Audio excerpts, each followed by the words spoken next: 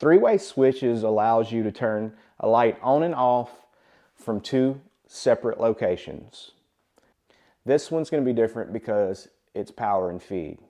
So without further ado, let's jump right into it, guys. It's time to test it, see if it works.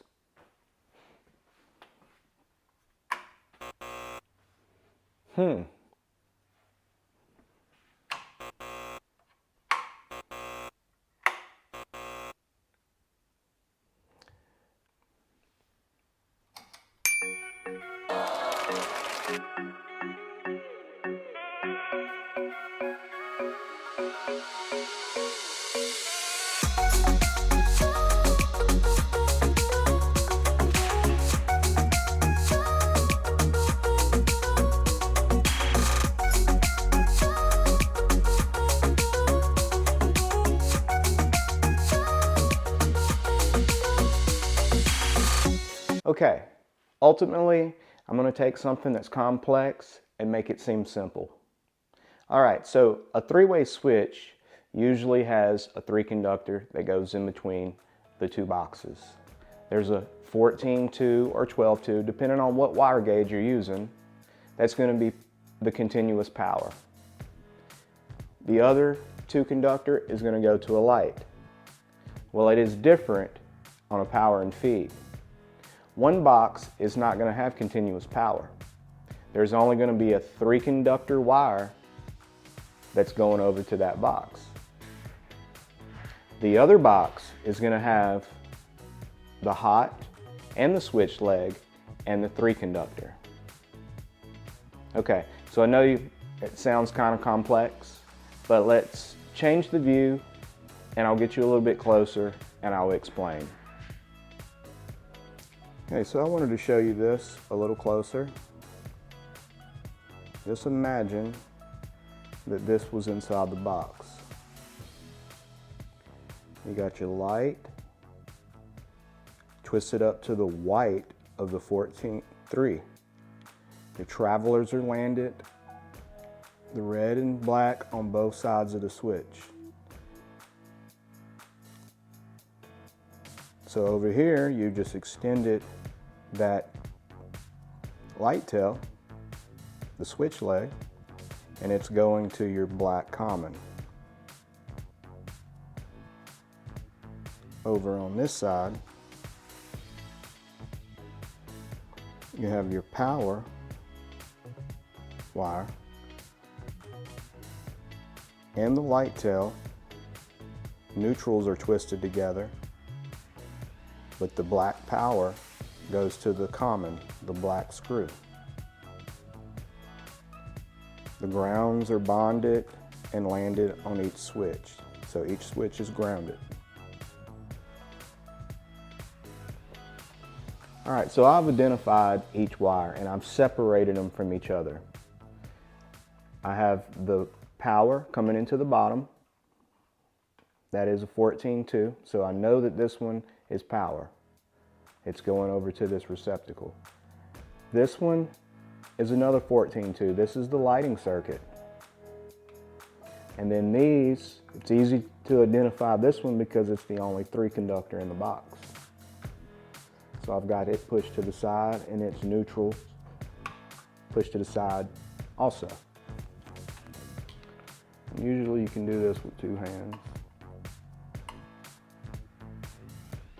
So I'm touching both of them. It's reading nothing, so it's dead. Means it's safe to work on. If you would have a reading like 110 or 120, that means it's hot, so you don't work on it. Should be trying to figure out how to turn it off. Okay, so we've identified all the wires.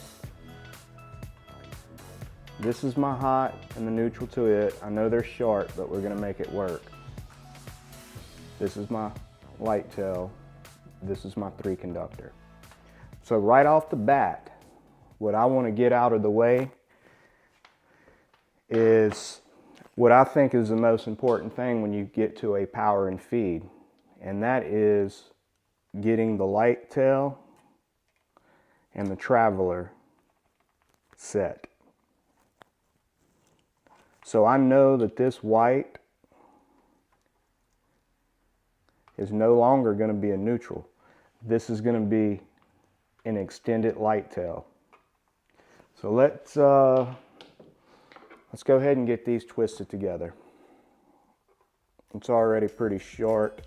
Like I said, I would rather work with more wire than this, but that's why you take these old rusted lineman pliers and you make a nice twist.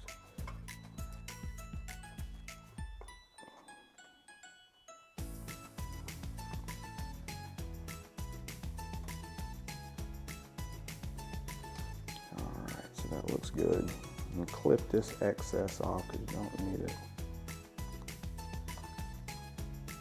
I just extended that light tail to the other box. So now the white, when we get over to the other box, that's what you're going to put on the common screw. So let's go ahead and shove this in the box.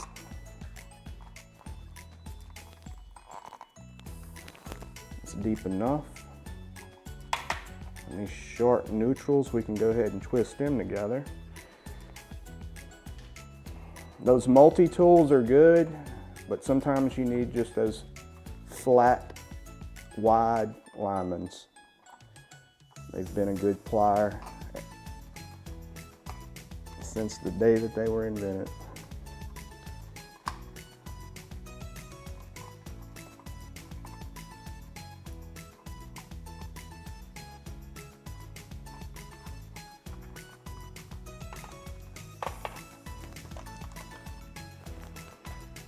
Alright, got that pushed in there nice and neat, as far as back as we can get it.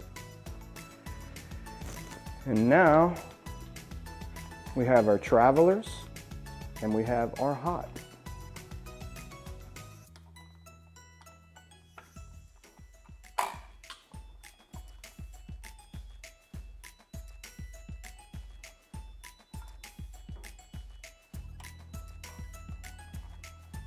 So that's a nice hook.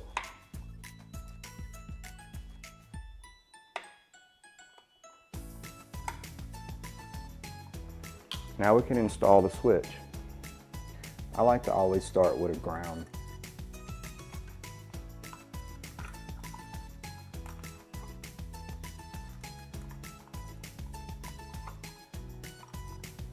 And usually I'll let it just hang like that. Grab my tool. I'm going to do this with a screwdriver just to let you see a little bit slower what's going on. Alright, so the ground gets done. And then put my common first.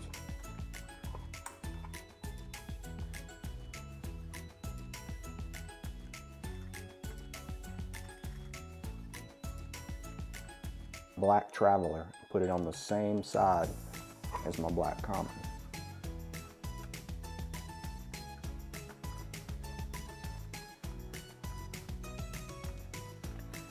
Twist it over and put my red Traveler on that side of the switch. Torque that down.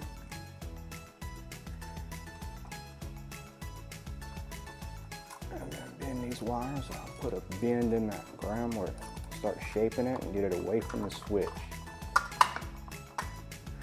That's pretty much it. I'll take my screw gun.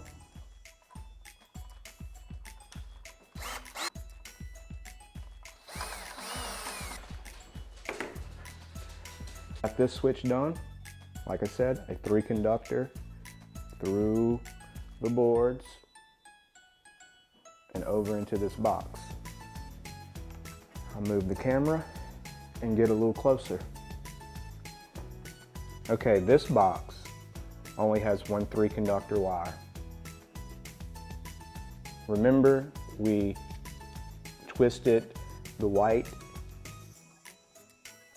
with the black switch leg.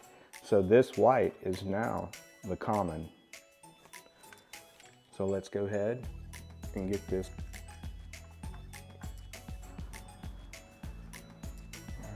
nice. To keep things from getting confusing, let's go ahead and put that white on the black common.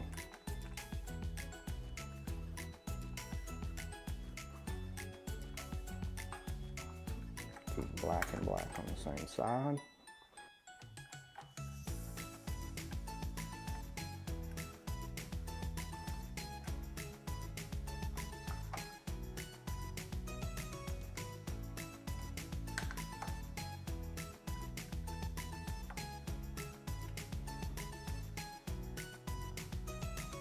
A three-way switch this way, this box does not have continuous power.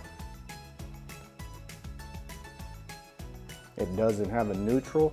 If someone came to this box and wanted to pull power for a receptacle, well, you wouldn't have continuous power here.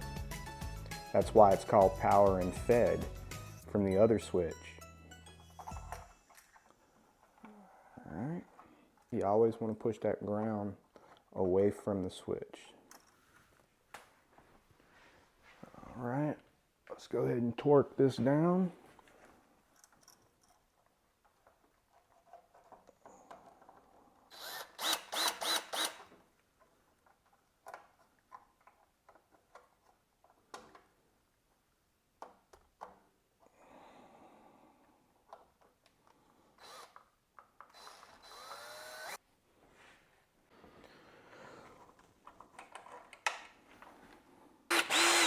You don't want to over tighten these things and round the screw off. Just want to let it lay against the box. If this was in a different situation where sheetrock would have been up, you want your ears to always just lightly lay against the sheetrock. If you suck it in too deep, it's not good. There's a lot of problems that come with that. We got both of the switches buttoned up and wired. It's time to test it, see if it works.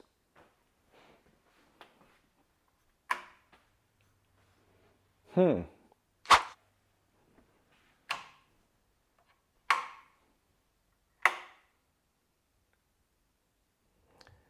didn't expect this to happen.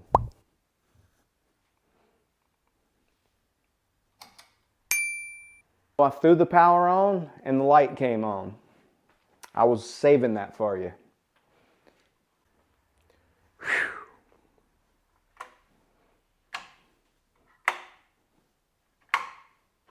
That's why it's always good to go over your electric work. Simple things like that can throw you off. All right, so three-way switch system. Looks like it tests out really good. I knew it was going to, but anyway, y'all, if you got any value out of this video today, please like and subscribe.